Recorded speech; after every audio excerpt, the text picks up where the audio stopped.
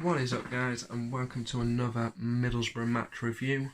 I'm going to be focusing on the Derby game as well as having a little look into the Rotherham game as well, and just trying to compare really of how our performances have gone.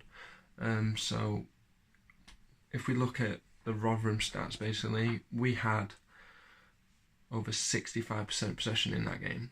And I mean, for the team that we have in that championship, that is good, but it should be better because we've got some great players in our squad, and our passing and possession, especially at the Riverside, it should be a fortress. We should make our home ground a fortress, and for some reason this season we haven't, and it's very frustrating.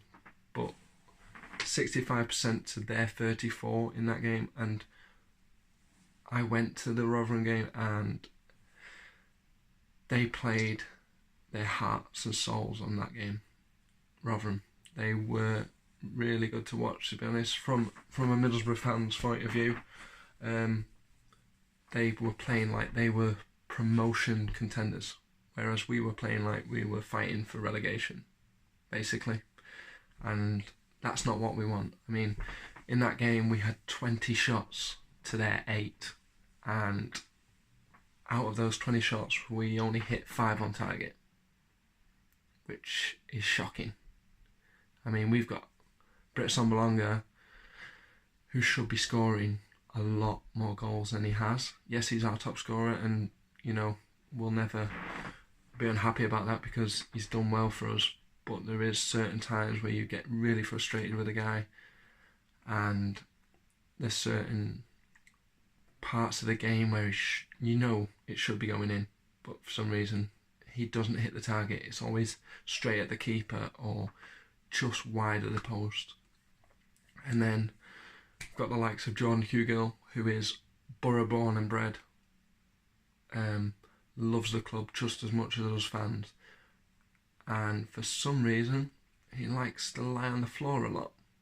Now, if you've come down to the Championship on loan to the club that you love, I think you'd be showing a bit more passion for the shirt and for us fans, instead of trying to get pathetic little fouls that you have been doing over the past couple of games, because that's not what we want to see. We don't want to see you rolling around on the floor every 5 minutes. We want to see you on your feet, keeping that ball up and putting it in the back of the net.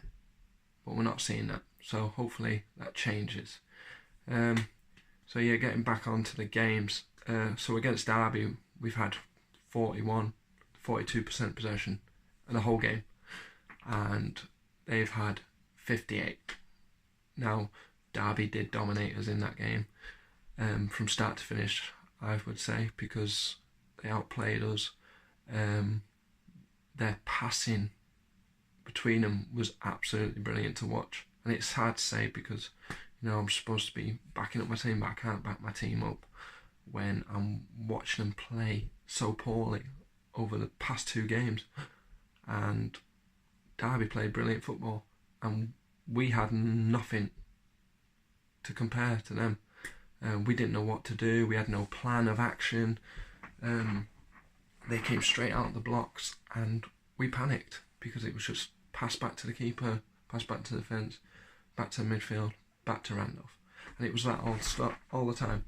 And Derby has figured us out, as many other Championship teams have probably figured us out now. They know what we're going to do at home now. It's so easy to predict. We're going to play defensive football, and that's it. Then we're going to try and counter-attack.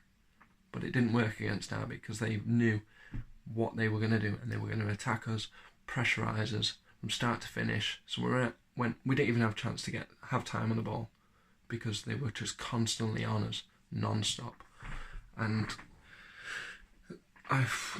we had 10 shots in the whole game against Derby to their 18. And I mean, if it wasn't for Randolph, we would have not come away with a point. We would have been beaten at least 3-4-0, I would say. And it says in the stats that I've looked from the game against Derby that we had 0 on target. Now, I don't agree with that because I'd say we had a few on target. I mean, Britt had hit a few at the keeper.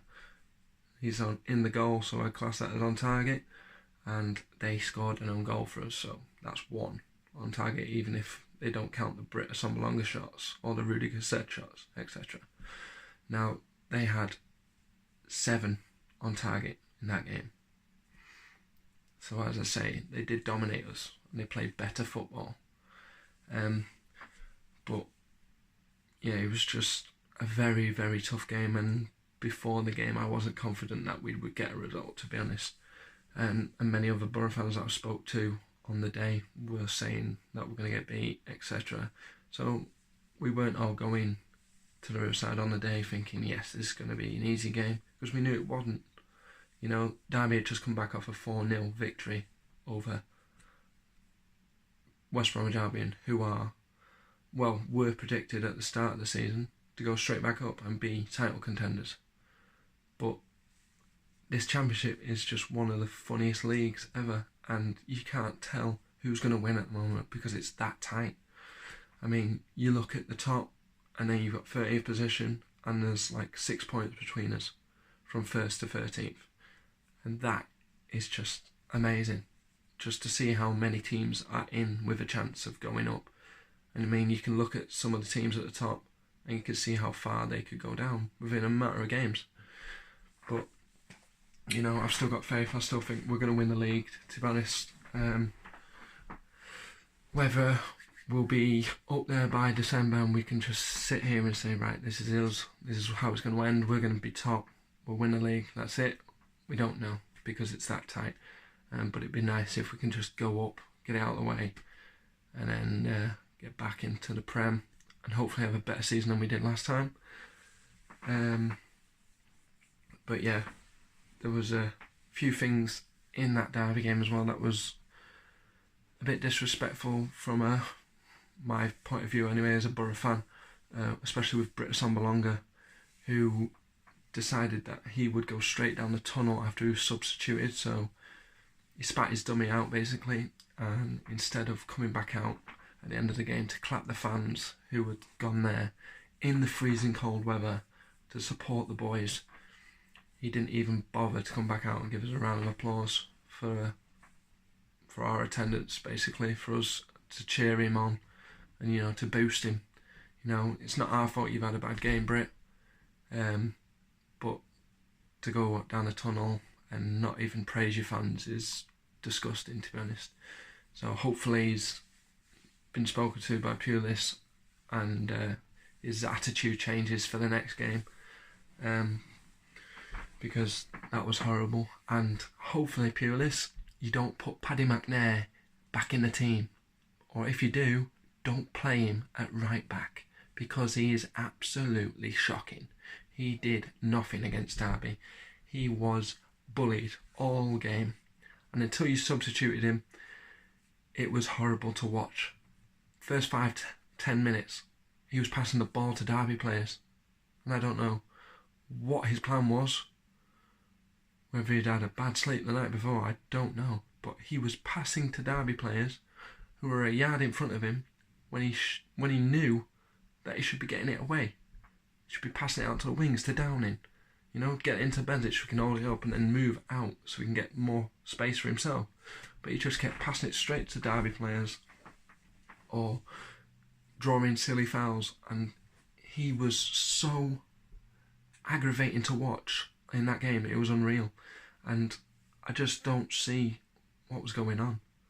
I mean, if we look at the team, the only change he made was Dale Fry. Now, Dale Fry's a young lad, so it was good to see him back in the squad. But we had 5 at the back, again at home. Why are we playing 5 at the back? You know, let's play attacking. Let's hit the team we're against straight from the off, instead of sitting back every game like we have done at the Riverside, and then suddenly waiting till about 80th minute and then we start playing. We've done that too many times in this league, and it's not a league to start doing that. Yes, it's good to get a win, but when you're drawing games, barely drawing games, because we should have lost on Saturday.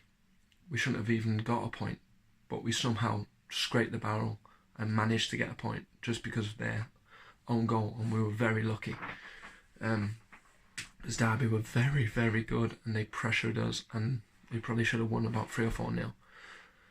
But now we've just got to put that in the back of our minds now and focus on Wednesday. Carabao Cup against Crystal Palace. Very, very, very tough game. And this is the time where Pulis needs to put all the big boys to the side and get the kids in. Get Tav in. Get Wing in. Get Fletcher in. And get Chapman in. Because those lads, as well as some of the youngsters, are going to show the big money players how it's done on the pitch. Because they have done in the cup games. We've seen it week and week out how they play. And the young lads show so much passion for this badge on their shirt.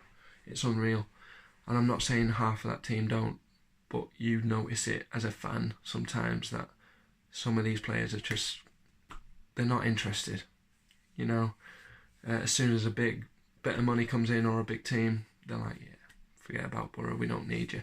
Because that's it. All they want to do is play for the money. But you've got young lads who want to play for the badge. And that's what I want to see on Wednesday. I want to see the young lads back in. To get Tav in, Wing, and Chapman and Fletcher. Against Palace, that is going to be a very, very tough game. I'm not going to deny that. So, they've got some great players. I mean, Wilfred Zaha, I watched him today and he's unstoppable on that ball. And if we draw silly fouls, he's going to get the decisions. And we don't want that. So, hopefully, Wednesday I will be back doing a match review. Hopefully it's a Borough win. I can't predict anything yet, so I'll probably have a think about that, and hopefully we are into the next round after a nice win against Palace. But yeah, if you like the video, please give it a like and subscribe. I will be bringing out more reviews and hopefully doing some vlogs as well as some gaming videos. But yeah, thanks again for listening to me, and I hope you all have a great night. Bye.